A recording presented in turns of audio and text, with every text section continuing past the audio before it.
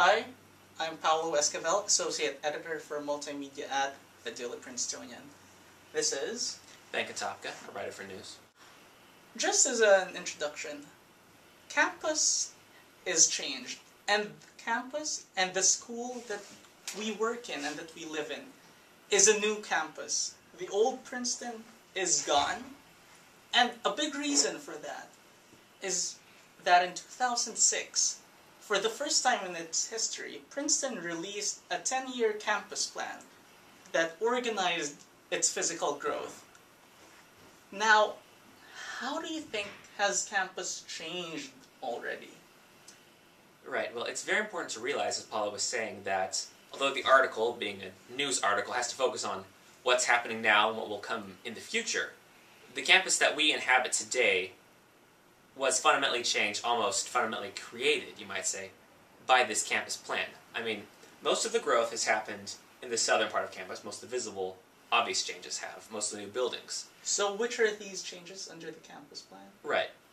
I mean, even if you're not a Whitmanite, or if you don't live in New Butler, or if you're not a science major, you'll still notice things like the ongoing renovation of Firestone is part of this. If you see people working with paths, renovating pathways, working with landscapes, odds are that what they're doing was ordered or predicted by the campus plan.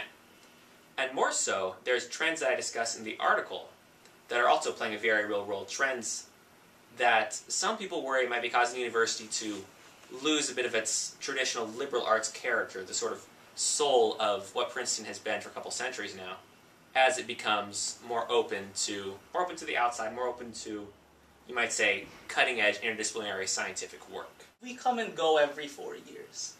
But I just want to point out that 5 years ago, Whitman wasn't here. And New Butler was not here.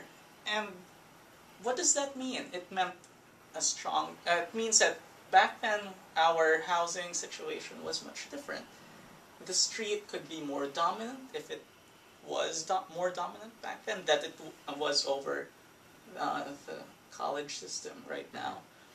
And some argue that before academics was more intimate, that undergraduates were far more connected to their professors, that the senior thesis was even better than it was just 5 years ago.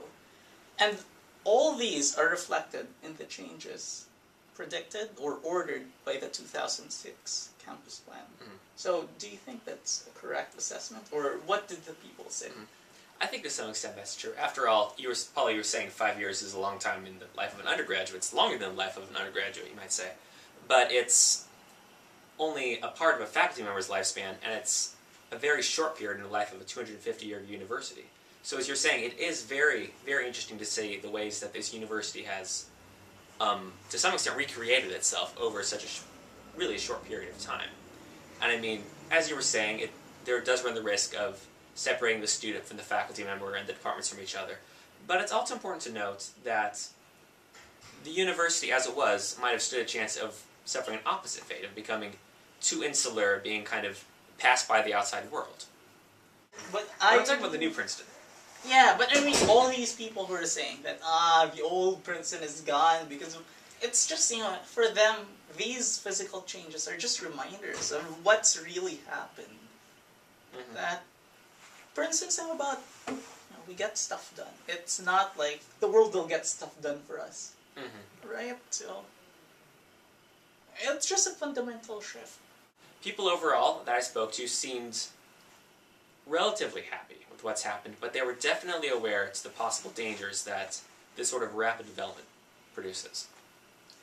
And as we contemplate how the old Princeton, that has been much celebrated, has already been lost, and as we look forward to the new campus in which we live right now, maybe we ought to remember that who we are as a university and this campus ultimately changes. That's it for this edition of The Reporter's Note.